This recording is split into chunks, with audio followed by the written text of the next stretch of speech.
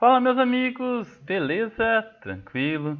Estamos aqui para mais uma videoaula, para mais uma reflexão de conteúdos, e hoje nós vamos falar sobre o poder hegemônico norte-americano, mais precisamente do poder hegemônico dos Estados Unidos. Quando a gente fala em norte-americano, né, quando a gente fala América do Norte, a gente lembra aí do Canadá, dos Estados Unidos, do México, né? Mas esse poder é predominante nos Estados Unidos, que exerce uma influência muito grande no continente americano.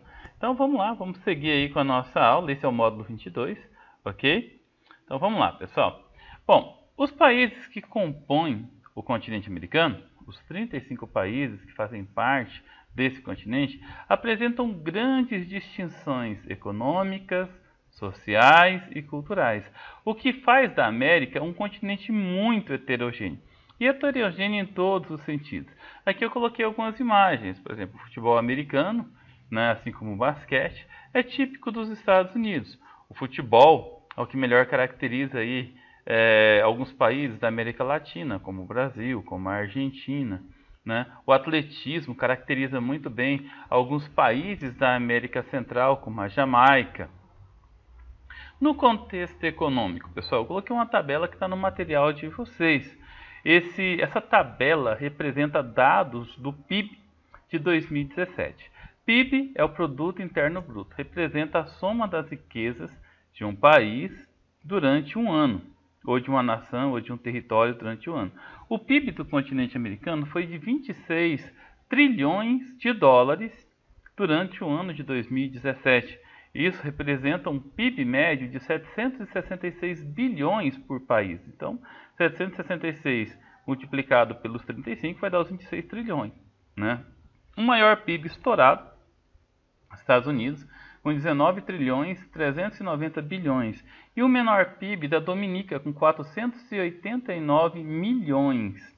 Ou seja, se você fizer um paralelo, um comparativo entre os Estados Unidos e a Dominica, você vai ver que os Estados Unidos está muito acima. Né? Os dados mostram que os Estados Unidos são responsáveis por 4/5, por 75% de todo o PIB do continente americano. Vou lembrar mais uma vez para vocês, o continente americano tem 35 países. O PIB dos Estados Unidos é 25 vezes maior que a média. E aqui, pessoal, eu coloquei um dado do Brasil, peguei dados do IBGE. O Brasil é o segundo país mais rico das Américas. Teve um PIB de 7,3 trilhões de reais. Algo em torno, isso em 2019, né? Como o dólar na época estava na casa dos R$3, né? Algo em torno de 2,7 trilhões de dólares, né? O Brasil figurando aí entre os 10 maiores, entre os 10 países mais ricos do mundo. Um PIB muito espantoso se você olhar toda a conjuntura do continente americano. E ainda assim, pessoal, 2,7 trilhões, perto dos Estados Unidos 19 trilhões, olha a diferença, não é verdade? E aqui tem o pequeno contexto, né? O PIB é a soma de todos os bens e serviços produzidos por um país, estado ou cidade, geralmente durante um ano. Ok. Aqui nós temos o contexto social, porque não se considera a riqueza de um país apenas com o PIB. O IDH, que é o Índice de Desenvolvimento Humano, ele é tão ou mais importante que o PIB. O IDH ele leva em consideração a renda, ele leva em consideração os meios de saúde, né, através da expectativa de vida, e o grau de instrução, a preparação, a capacitação da população. E o IDH ele vai de 0 a 1. Funciona da seguinte forma: quanto mais perto de 0, pior. Quanto mais próximo de 1, melhor. Melhor a qualidade de vida. Né? Então, o que a gente pode entender com isso, pessoal? Que o continente americano ele tem um IDH, se você for olhar todos os países do mundo, considerado alto, de médio para alto. Ou seja, apresenta uma média na casa de 0,700, acima da metade, o que é considerado bom. No entanto, você tem dois países que são entre os melhores do mundo, que é o Canadá e os Estados Unidos. E aqui tem uma tabela que mostra o Canadá com 0,922, e o Canadá já chegou a ficar na segunda posição entre os melhores do mundo. Isso aqui são dados de 2019, tá, pessoal? E os Estados Unidos na 15ª posição, 0,920, empatado aí com o Reino Unido na 15ª posição, né? Então, dois países excepcionais na qualidade de vida. Já o Haiti é um país extremamente pobre, figura aí entre os 50 países mais pobres do mundo, com IDH inferior a 0,5. Aqui eu coloquei o IDH do Brasil, que é um país considerado emergente, que contém um IDH razoavelmente bom, considerado médio-alto, né?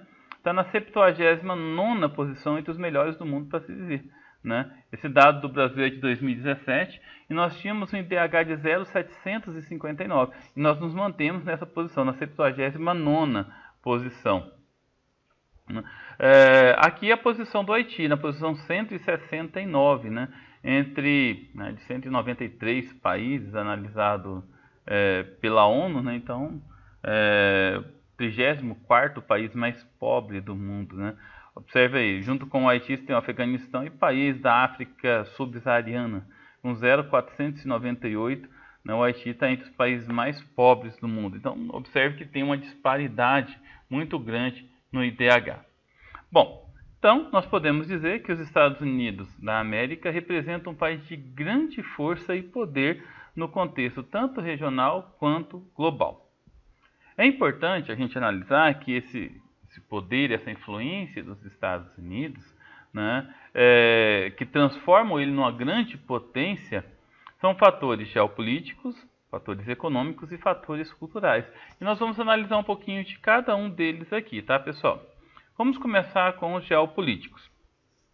Grande parte do papel hegemônico dos Estados Unidos, não somente no continente, mas em todo o mundo, se deve à sua atuação em órgãos e organizações internacionais, nos quais o país ocupa uma posição de privilégio que o permite controlar ações e direcionar políticas de acordo com seus interesses.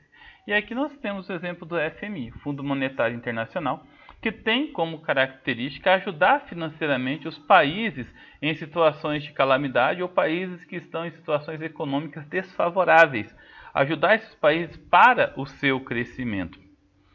Um outro exemplo, pessoal, é a OTAN, a Organização do Tratado do Atlântico Norte, uma organização militar formada aí, durante a Guerra Fria, em 1947, se não me engano, 1949, se não me engano, e a ideia é o seguinte: tem um conjunto de países capitalistas que fazem parte de uma organização, e se algum país decretar guerra contra qualquer um desses países, o grupo inteiro se une contra essa ameaça em comum. E quem que promoveu a criação da OTAN?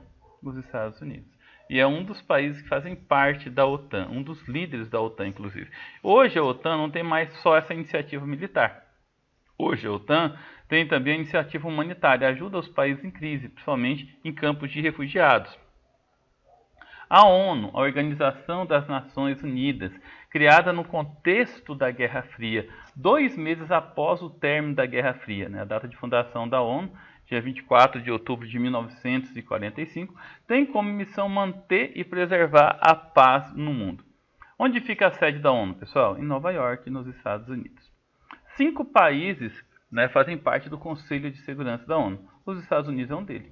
Estados Unidos, Reino Unido, França, Rússia e a China. Esses países, o que eles têm em comum? Eles podem vetar medidas que venham a beneficiar ou a prejudicar a paz no mundo, inclusive extensões de deliberação de território.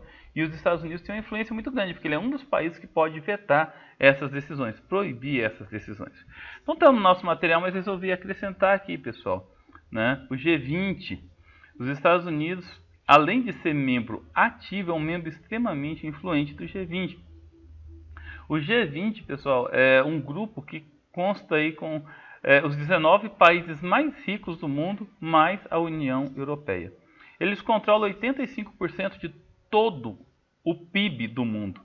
85% de todo o dinheiro que circula no mundo está nas mãos desses 19 países, mais a União Europeia. 90% do comércio mundial. Então, qualquer coisa que eles fazem, qualquer medida que eles tomam, seja política, seja econômica, esse grupo né, acaba influenciando nessas medidas.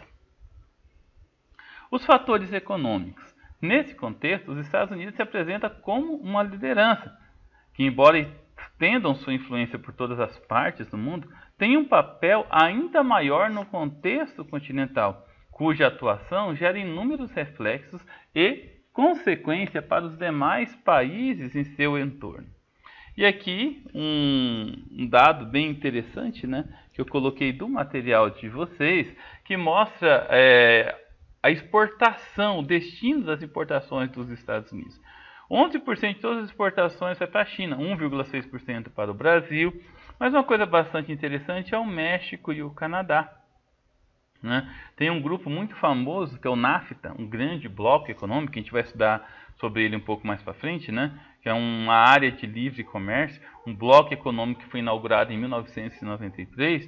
Vocês vão perceber que 85% de todas as importações, tanto do México quanto do Canadá, entendeu?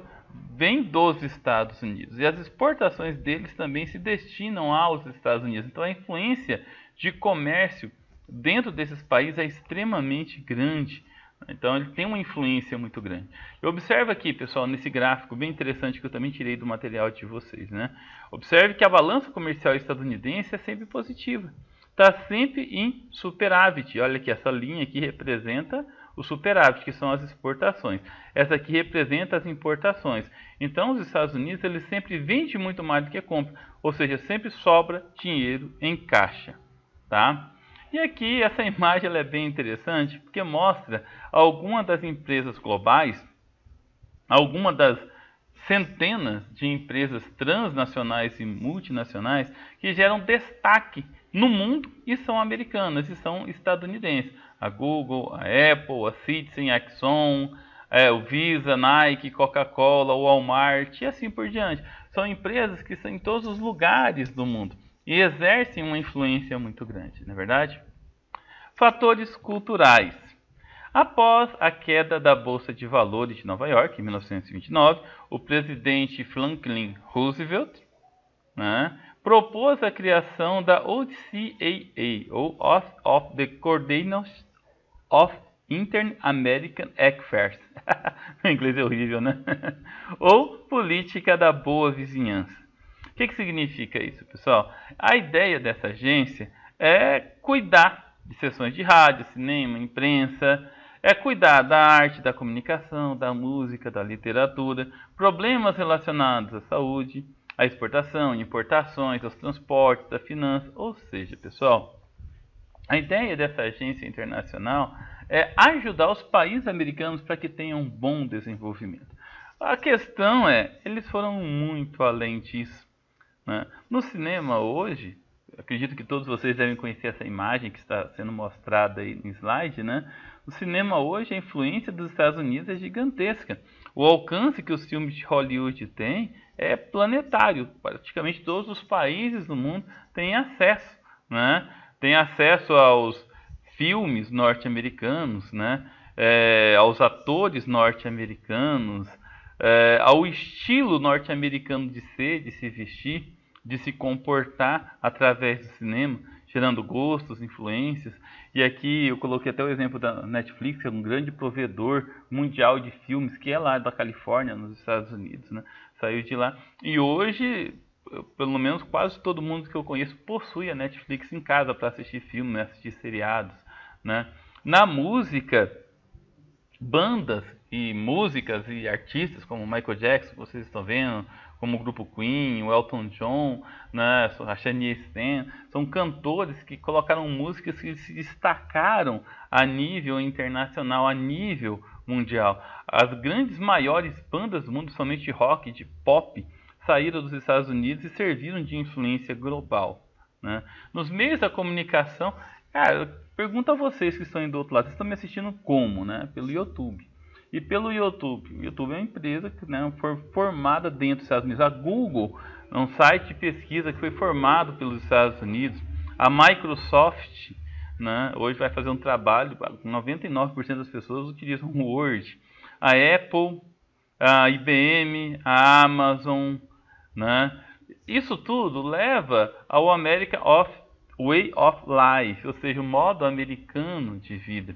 Quando você sai para comer um lanche, você pensa num fast food, num hambúrguer, você pensa aí num estilo de lanche acompanhado de refrigerante, de batata frita, o molho com acompanhamento geralmente é uma maionese, geralmente é um ketchup, é um barbecue, né? Então, esse estilo de vida foi propagado nos meios culturais, através da telecomunicação, através da internet, através da TV, através do cinema estadunidense, dos Estados Unidos, mostrando essa grande importância que ele tem para a cultura dentro do continente americano.